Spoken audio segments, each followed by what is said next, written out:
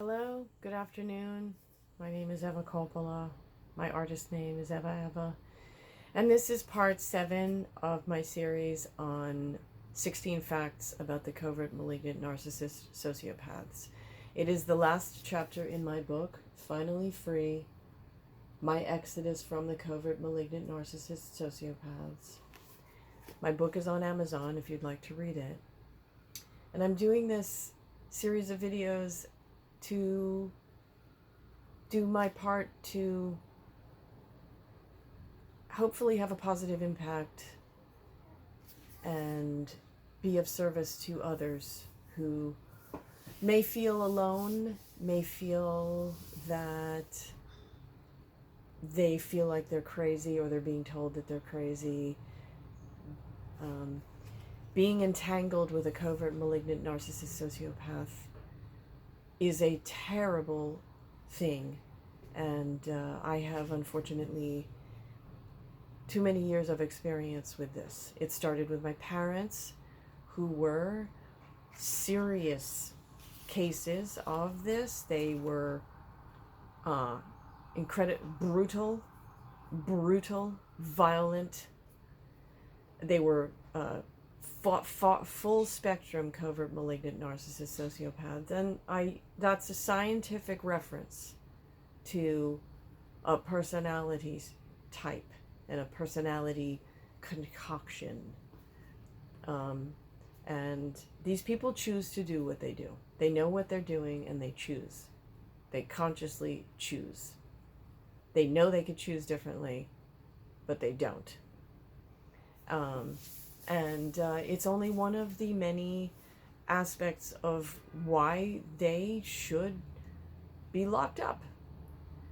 They are savages,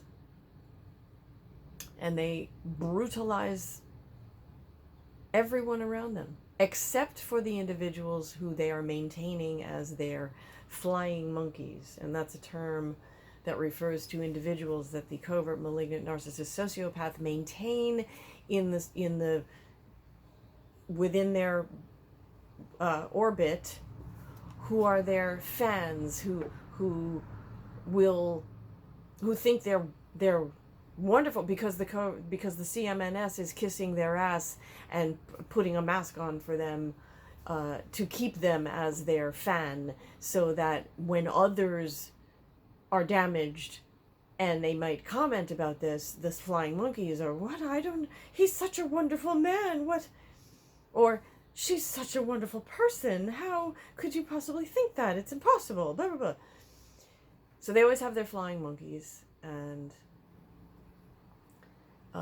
those flying monkeys make the individuals who have suffered at the hands of the CMNS, they make those individuals feel like they're crazy, and they tell them that they're crazy.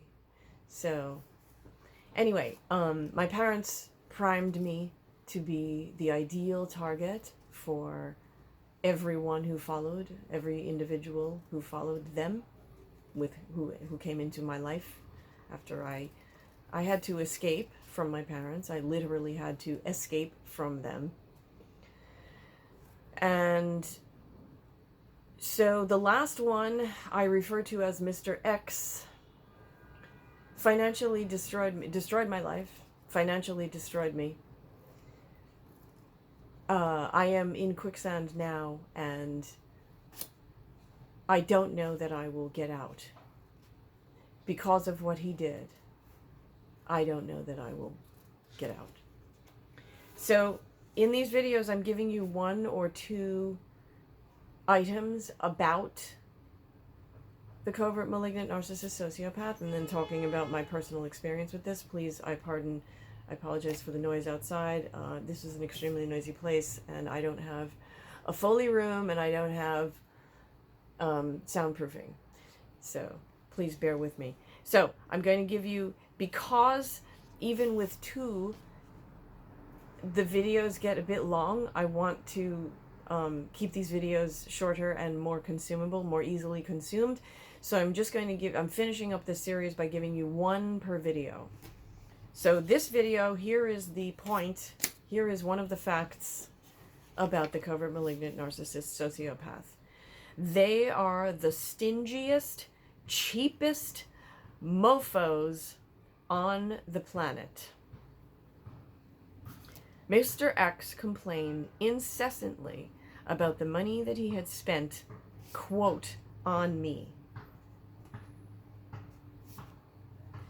He was very financially comfortable, owned property, did what he wanted when he wanted.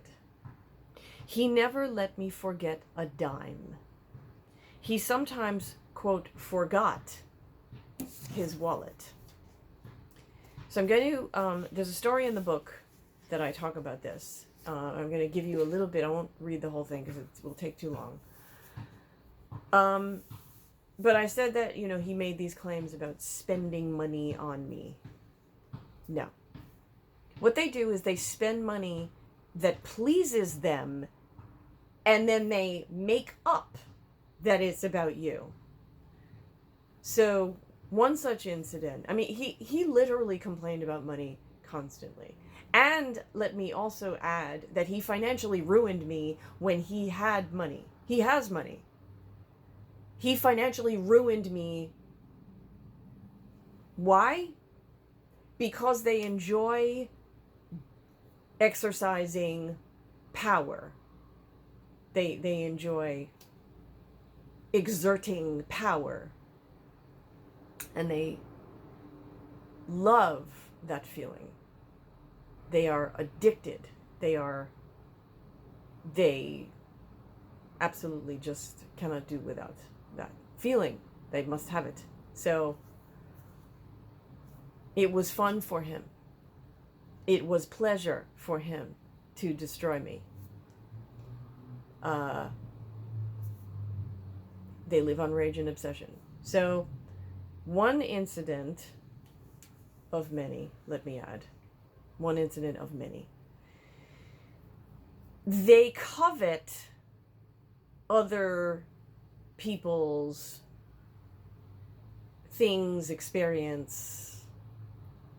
It's not about just the normal, oh, I want that too.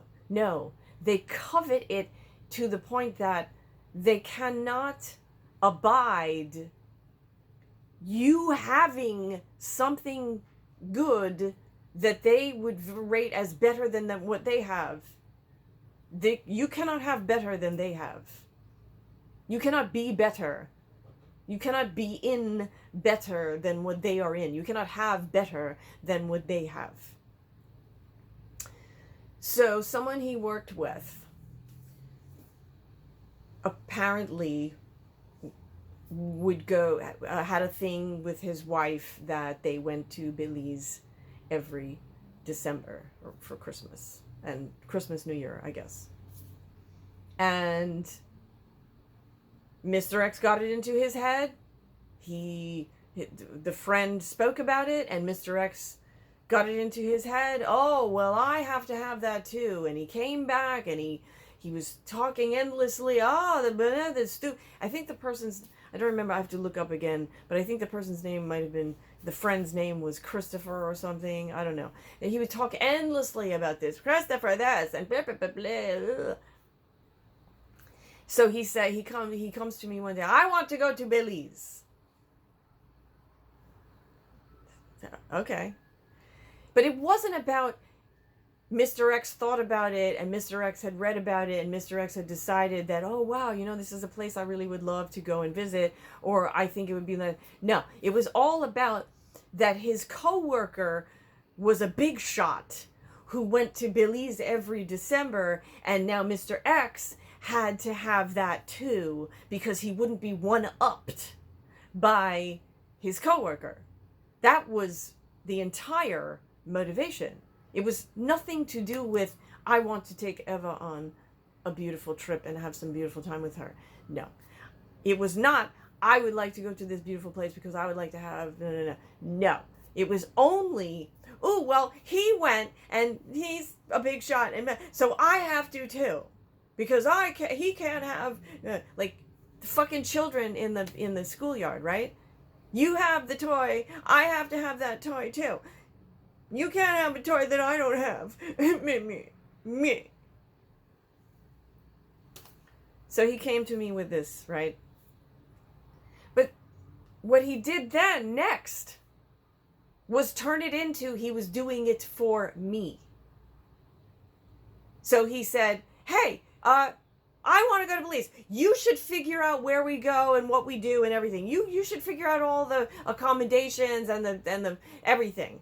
Okay, you figure all that out. You figure out all the planning. This is what he came to me with. We have to go to Belize. I want to go to Belize. You figure out because I don't know what you want. He would whine to me. So, because I was doing my best to make the best of and blah, blah, blah, I complied with his orders. And I started doing all of this research. And I noticed that it's very, very expensive. And if money is no object, sure, fine, that's fine. But I'm dealing with someone who constantly tortures me and abuses me about money. So I know that I don't want to be in the middle of this. I don't want to be the person who gets further abused because Belize is so expensive. So I noticed this happening, right? I'm looking things up and I'm finding this information and I come back to him and I said, listen,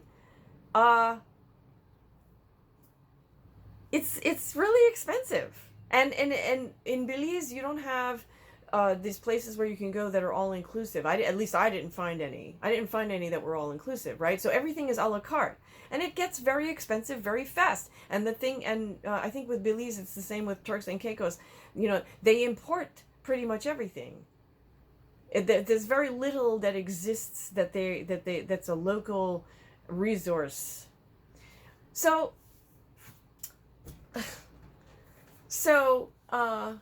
I look at this and I show him what I found, right? And what happens? He becomes like the devil. Like his whole face changes and he gets this horrible expression. And I'm terrified. I'm shitting my pants. Flat out. I am flat shitting a brick with that expression. I'm terrified. And the minute I see that, I'm like, oh, no. So I say to him, listen, you look really dangerously, frighteningly, you look like you're in a terrifying rage right now. I can't do this. This obviously isn't right for you. We should just scrap this whole idea. Oh, no, we have to go. No, I insist. And so he pushes me and berates me into continuing. But I keep saying to him, listen, I went to Cancun. They have all-inclusive places. There, you get way more for your money. It's easily a quarter of what it would cost to go to Belize. That you could go to Cancun and have the same thing and have really fantastic quality, beautiful food, papayas until you explode. The weather's amazing. The waters are pristine. We can dive. We can do all these things. It's beautiful. I love Cancun. I love it. I've been. I love it. The all-inclusive places are beautiful. Really nice. No, just fucking off the hook. And easily a quarter of the cost of going to Belize. A quarter of the cost on plane tickets, a quarter of the cost in time, a quarter of the cost in the and it's all inclusive. So, okay. And a quarter of the cost on everything. Your dollar hollers in Cancun. It's not hollering in Belize. Your dollar is a wimp in Belize. So I'm begging him, and he's getting worse. He's getting more ugly and worse, and I'm more terrified. And I keep telling him, listen, please, I'm begging you. Cancun, please, let me find something nice in Cancun. It is easily a quarter of what it would cost. No. And he says to me, no, I don't want to go anywhere where you went with somebody else. Ah, okay. So not only is your ego all wrapped up in this idea about how your coworker can't have what you don't have, and you have to have what your coworker have to have the same toy, and you have to have a better toy, and you also have an ego fuck up with regard to you cannot abide the idea that I went to a place with someone else. on the planet Earth. Like, how many square miles does Cancun comprise? How many square miles are we talking about? It's a pretty large area. No. You went to that spot on the globe with somebody else. I refuse to go there. So it was all about his fucking ego. That's all it was. It had nothing to do with me, what I wanted. He kept insisting, oh, but I don't know what you want. Well, I want to do this for you. I want to do what you want. Do. It was full bullshit. Full bullshit. And all the while, he is torturing me, brutalizing me about the money, about the cost, about the this, about the this. So I'm in this situation. And, I wish at that moment that I had just said, wouldn't want to be ya. Ciao, baby. And not looked back. But he had taken a piece of my mind already. And he knew where my buttons were, and he knew the blueprint, and he just kept pressing on that blueprint. And I did not know that was what was happening. And so I was not well girded. I was not girded to fucking turn my ass and walk away. Walk the fuck away. Never look back. Because it will never get better. It will always get worse. Always. 100%. They do not change. They do not ever change. It will always get worse. Trust me. I paid the price, and I'm paying the price now. Use me as a cautionary tale. Do not imagine for one fucking fateful second that it will not be only much worse. Much worse. For him, he progressed. They all progressed to physical abuse, so he ended up physically abusing me. Financial, mental, emotional, physical abuse. That's what they do. So with this thing with Billy's, finally, some plan was decided upon, and he paid for this. And we're 3 days away from traveling. And he again engages in some atrocious behavioral episode, abusive atrocity to me. And I say to him at that point, I'm not going to Billy's. Bye-bye. You can go by yourself. I don't give a fuck what you do. I'm not going. And what does he do? Hoover. Again, I'm not girded. I'm not prepared. I don't have the tools. And somehow in my brain, I'm like, well, I really want it to get better. And it'll, okay. So I agree to go. And it fucking horrible. It was a fucking horrible, it was the pain is burned in my body, what this man did. That entire experience is nothing but a burning, searing pain in my body. Like you took a burning firebrand and you stuck me with it everywhere. This is what I feel every time I think of the word Belize, and every time I think of that trip. This is what he does. And he never, ever stopped complaining about how much it cost. Not once, not ever. He never shut the fuck up about how much it cost. He never stopped abusing me about how much it cost. He never, during the trip, after the trip, there was no point at which he ever stopped yammering and abusing me and torturing me about how much it cost. That he did for me. He did it for me. You know what he did as soon as we got back? He went, Mama, mommy. Because mommy, that's who he should marry. He should marry his mother. I was just the side chick to his mother. That's a fact. I was just the side chick to his mama. Mama, mama, mommy, mama. So what, he went back, first thing he did, he go, mommy, he shows her all the pictures he took.